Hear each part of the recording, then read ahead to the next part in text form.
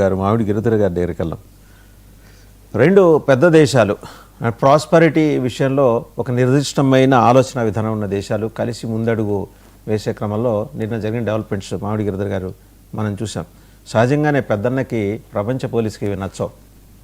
Already white house బయట ఒక కుర్చీ వేసుకొని మరీ బైనాక్యులర్స్ పెట్టుకొని చూస్తూ ఉన్నాడు. గడిచిన 2 రోజులుగా ఏం జరుగుతుంది, వీళ్ళు ఏం మాట్లాడేసుకుంటున్నారు. పైగా చైనా చప్పట్లు కొట్టడాన్ని అసలు జీర్ణించుకోలేడు. ఎందుకంటే G2గా ఉందామనే ప్రతిపాదన అయితే నువ్వు లేకపోతే నేను, అమెరికా చైనా మిగిలిన G20 లేవు 40 లేవు అని ప్రకటన చేసిన వాడికి నేను చంప పెట్టులా తగిలింది. పుతిన్ గారి పర్యటన ఏమంటారు?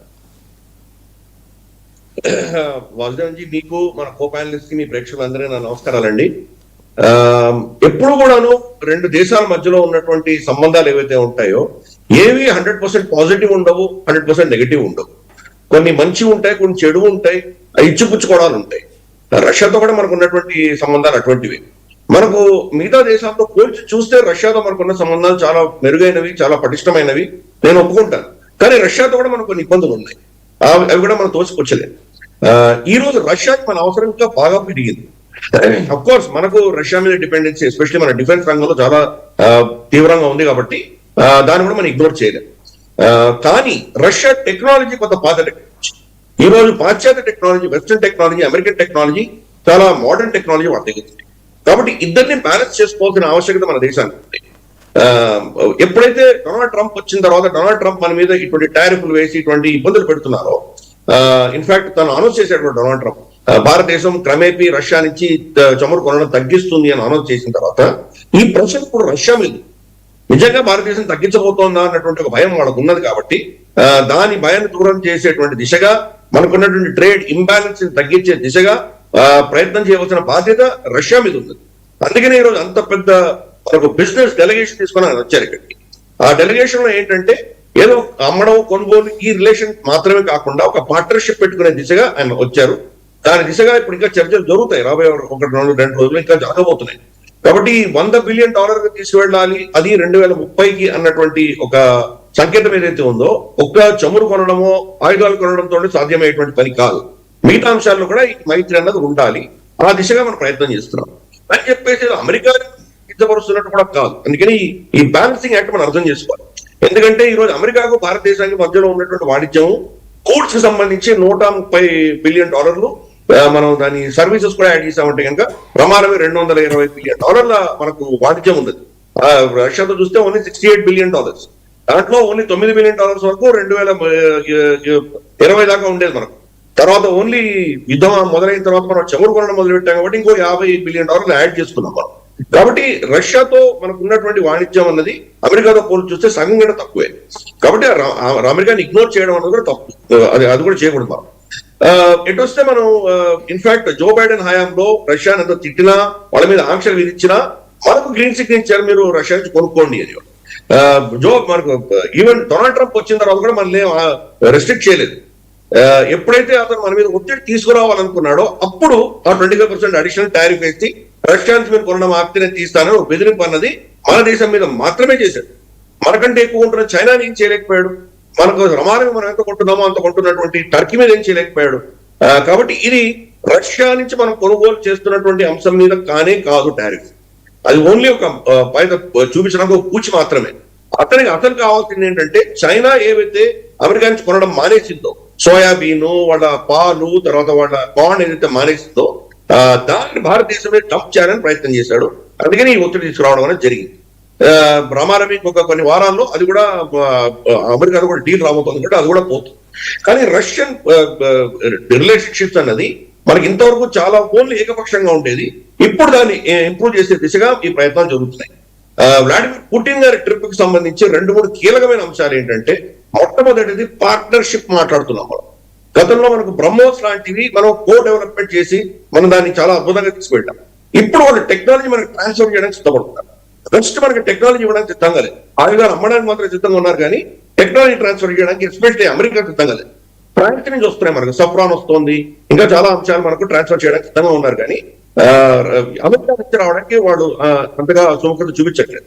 ఎందుకంటే వాళ్ళ టెక్నాలజీ ఇక్కడ చైనా హస్తగతం అవుతుందో రష్యాకు తెలుస్తుందన్న భయం వాళ్ళకి ఈ రోజు కూడా ఉంది. కాబట్టి వాళ్ళు మనకి ఇవ్వడానికి సిద్ధంగా లేదు. అందుకని రష్యా ఇది చాలా కీలకమే. సరే తూతూ మంత్రంగా చైనా దాని ఏదో ఈ ట్రిప్ ని చాలా కొనియాడినట్టు మనకు కనిపిస్తోంది, కానీ లోపల కూడా చాలా కూల్ గా ఉంది. ఎందుకంటే మనకు టెక్నాలజీ ఇస్తోంది రష్యా, వాళ్ళకి అస్త్రాలు మాత్రమే అమ్ముతుంది. గతంలో రష్యా నుంచి కొనుక్కొని చైనా దాని అంతా రివర్స్ ఇంజనీరింగ్ చేసి వాళ్ళ చింగులు డాంగులు పేరు పెట్టుకొని వాళ్ళ దాన్ని వాడుకున్నారు. అందుకని వాళ్ళ మీద నమ్మకం లేదు రష్యా మన దేశానికి ఆ టెక్నాలజీ ఇవ్వడానికి సిద్ధపడుతుంది. SU-57 టెక్నాలజీ మొత్తం మనకి ఇవ్వడానికి కూడా సిద్ధపడ్డది. సరే మనం కొంటాం లేదో వేరే విషయం. ఎందుకంటే మన దేశంలో తయారవుతున్నటువంటి AMCA advance multi combat aircraft ఏదైతే రాబోతుందో 2027లో దానికి ఫస్ట్ ప్రోటోటైప్ మనం లాంచ్ చేయబోతున్నాము. అది SU-57 కంటే కూడా ఇంకా అడ్వాన్స్ గా ఉంది మన దగ్గర. మనకు యాక్టివ్ ఎరే స్కానింగ్, యాక్టివ్లీ స్కాన్ ఎరే ఏదైతే మనకి AES టెక్నాలజీ ఉన్నదో, మొత్తం విరూపాక్ష అన్నటువంటి రడార్స్ మన దగ్గర మన సుఖాలు పెట్టేటువంటివి రష్యన్ రడార్స్ కంటే చాలా పవర్ఫుల్ ఉన్నాయి. కాబట్టి ఈ యొక్క రిలేషన్షిప్ అన్నది ఇందాక నేను చెప్పినట్టు రష్యాలో టెక్నాలజీ పాత టెక్నాలజీ, వెస్టర్న్ టెక్నాలజీ కొత్త టెక్నాలజీ, ఈ రెండింటిని బ్యాలెన్సింగ్ చేసుకుంటూ ఆత్మనిర్భరతగా మన దేశంలో మనం తయారు చేసుకుంటున్నాం. కాబట్టి ఇవన్నీ కూడా బ్యాలెన్సింగ్ చేసేటువంటి విషయాలు. రష్యాకి ఈ రోజు మనకు అవసరం చాలా ఉంది కాబట్టి, భారతదేశం అవసరం చాలా ఉంది కాబట్టి ఇవన్నీ కూడా వాళ్ళు ఆఫర్ ఇస్తున్నారు. మనం అమెరికా కూటమిలో కంప్లీట్ గా వెళ్లకుండా వాళ్ళు ఆపుతున్నారు. మన అవసరాలు ఏంటి? రష్యా చైనా కూటమిలో వెళ్ళకూడదు. రష్యా చైనా ఇద్దరు కనుక కలిసిపోతే మనకు చాలా ఇబ్బంది వస్తుంది. అందుకని వాళ్ళిద్దరికి ఒక లివరేజ్ ఇవ్వాలి. మనం కంప్లీట్ చైనా మీద డిపెండెన్సీ రష్యాకి వచ్చేసిందంటే మనకు చాలా ఇబ్బంది వస్తుంది. కాబట్టి మనం ఒక ఆల్టర్నేట్ మనం ఇస్తున్నాం. కాబట్టి చాలా సెన్సిటివ్ బ్యాలెన్సింగ్ చేస్తున్నటువంటి విషయం ఇది. ఏది తీసుకోవడానికి వీల్లేదు. ఫర్ ఇన్స్టెన్స్ మనకు గతంలో వాళ్ళు సుఖాయికి సంబంధించింది కావచ్చు, లేదా మిగ్గులకు సంబంధించింది కావచ్చు, చాలా టెక్నాలజీ రష్యా మనకి ఇవ్వలేదు. అయినా వాడు అక్కడ అమ్మారు కాబట్టి వాళ్ళ దగ్గర కొన్నాం. అమెరికా మనకు అమ్మలేదు కాబట్టి మనం వాళ్ళతో మైత్రి పెట్టుకున్నాం.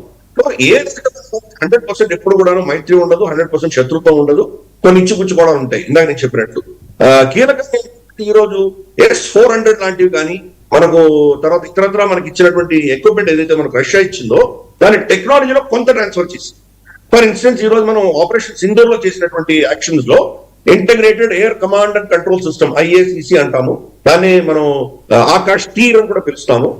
వాడుకున్నటువంటి ఫీల్డ్ గన్ దగ్గర చూసుకొని S-400 దాకా మనం ఇంటిగ్రేట్ చేయగలిగాం. మన దగ్గర రష్యన్ బరాక్స్ ఉన్నాయి, మన మిసైల్స్ ఉన్నాయి, ఆకాష్ ఉంది, పినాకా, ఇటువంటి చాలా వాటిని ఇంటిగ్రేట్ చేసాం. మనం ఇంటిగ్రేట్ చేయడానికి కావాల్సినటువంటి సోర్స్ కోడ్ వాటికి ఇచ్చారు మనకి S-400. చైనాకి అది ఇవ్వలేదు. చైనాకి S-300 ఇచ్చారు, S-400 కూడా బేస్ వర్షన్ ఇచ్చారు. వాళ్ళకి ఎటువంటి సపోర్ట్ ఇవ్వలేదు వాళ్ళకి.